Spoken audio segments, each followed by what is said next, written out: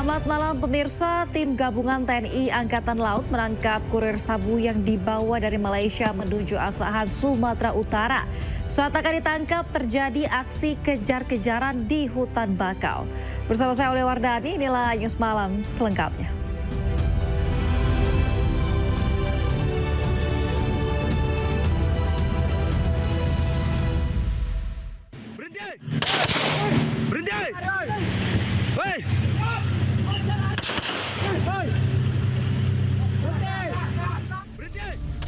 Penangkapan seorang kurir sabu yang dilakukan tim gabungan TNI AL dari Lanal Tanjung Balai Asahan dan Lantamal Sabu Belawan berlangsung dramatis.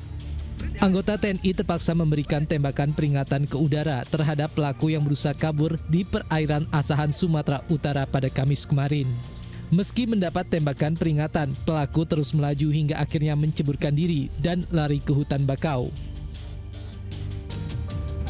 Petugas yang terus mengejar kemudian berhasil menangkap pelaku serta mengamankan barang bukti 3 bungkus sabu seberat 1,5 kg yang disembunyikan dalam tas. Selanjutnya pelaku diamankan ke Mako Lanal Tanjung Balai Asahan. Untuk TSK berinisial T ini itu adalah PMI non prosedural yang akan melintas dari Malaysia menuju ke Tanjung Balai Asahan dan akan dilanjutkan lagi perjalanan menuju ke Bangkalan. Mereka membawa narkotika jenis sabu ini akan dipasarkan atau akan diserahkan kepada salah satu kawannya atau temannya yang ada di Bangkalan sesuai dengan petunjuk dari R yang ada di sebelah atau Malaysia. Selanjutnya pelaku beserta barang bukti diserahkan ke BNN Kota Tanjung Balai guna penyelidikan lebih lanjut. Dari Asahan, Sumatera Utara, Ulil Amri, iNews melaporkan. Menteri Sekretaris Negara Prasetyo Hadi menanggapi persoalan lahan milik BMKG di Tangerang Selatan yang kini diduduki oleh Ormas Grip Jaya. Ia menyatakan akan menindaklanjuti dan memverifikasi permasalahan tersebut.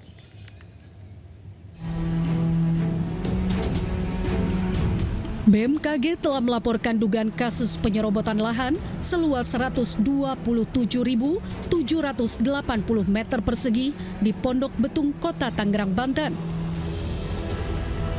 Laporan yang dibuat meliputi sejumlah pasal, antara lain pasal memasuki pekarangan orang tanpa izin, pasal tentang penggelapan hak atas benda tak bergerak, dan juga pasal tentang kekerasan di muka umum secara bersama-sama.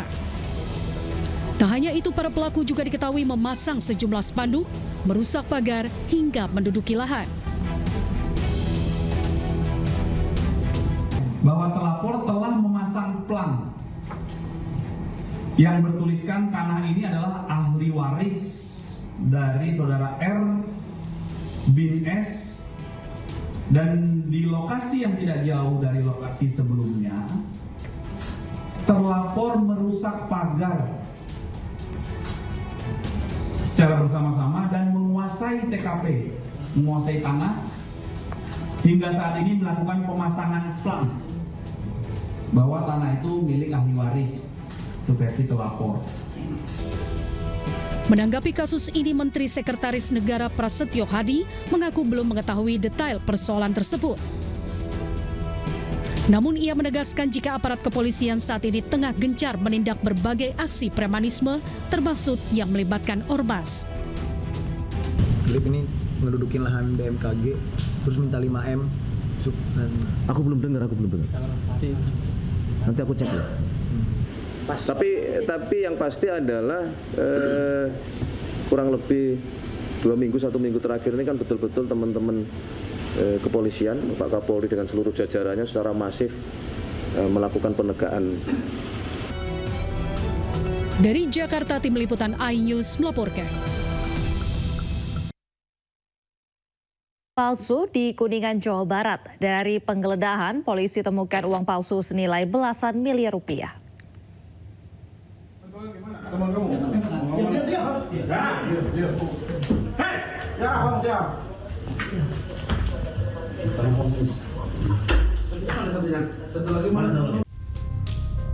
Satreskrim Polres Kuningan, Jawa Barat menggerebek 4 pelaku pengedar uang palsu rupiah dan uang asing palsu siap edar. Dari lokasi penggerebekan, polisi menemukan barang bukti berupa pecahan Rp100.000 sebanyak 526 lembar, atau jika ditotal uang palsu senilai lebih dari 52 juta rupiah. Polisi juga menemukan uang Brazil palsu pecahan 5.000 sebanyak 1.000 lembar, jika dirupiahkan senilai 11 miliar rupiah. 4 pelaku ini memiliki peran yang berbeda-beda dan sasaran mereka adalah pedagang toko kecil yang tidak memiliki CCTV. Modus yang dilakukan oleh tersangka yaitu melakukan pencetakan di wilayah hukum Polres Ngawi. Kemudian kita lakukan pengembangan, kita mendapatkan informasi bahwa saudara AK masuk ke Kabupaten Kuningan untuk mengedarkan uang palsu. Para pelaku dijerat pasal tentang mata uang dengan ancaman hukuman maksimal 15 tahun penjara. Dari Kuningan, Jawa Barat, Miftahudin, iNews melaporkan. Rombongan truk polisi di Surabaya, Jawa Timur alami tabrakan beruntun. Akibatnya sejumlah anggota di Samapta Polda Jatim alami luka-luka.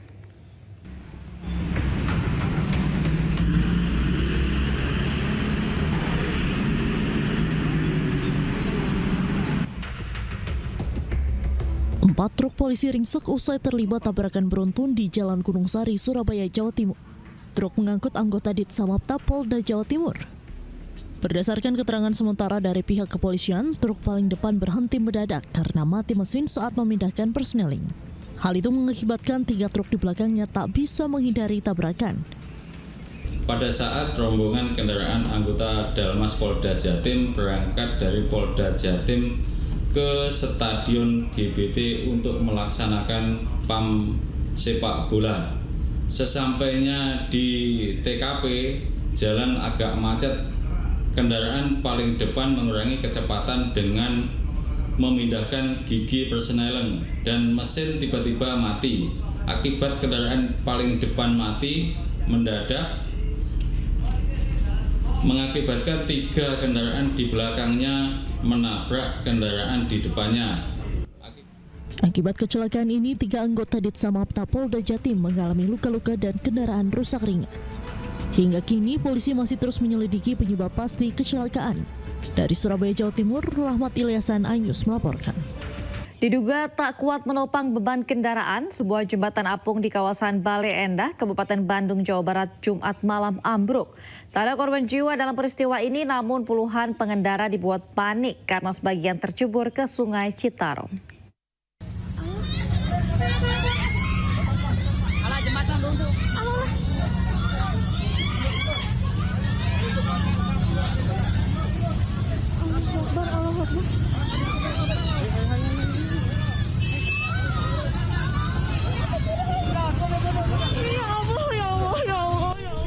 Sejumlah pengendara motor berusaha menyelamatkan diri saat jembatan apung Cijeruk di kawasan Bale Endah, Kabupaten Bandung dihantam derasnya arus Sungai Citarum. Akibatnya sejumlah motor hampir hanyut saat jembatan apung yang menghubungkan beberapa desa ini ambruk.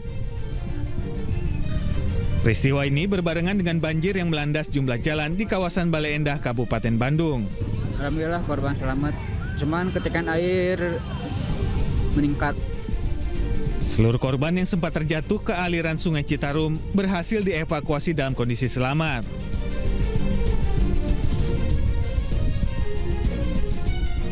Aparat Polsek Bale Endah menduga ambruknya jembatan apung diduga akibat overkapasitas. Informasi dari masyarakat, kebetulan ada 2 kendaraan motor, roda 2, alhamdulillah sudah dievakuasi dan tidak terbawa arus. Meski dibangun tanpa izin, namun jembatan ini cukup membantu warga, khususnya buruh pabrik yang akan bekerja.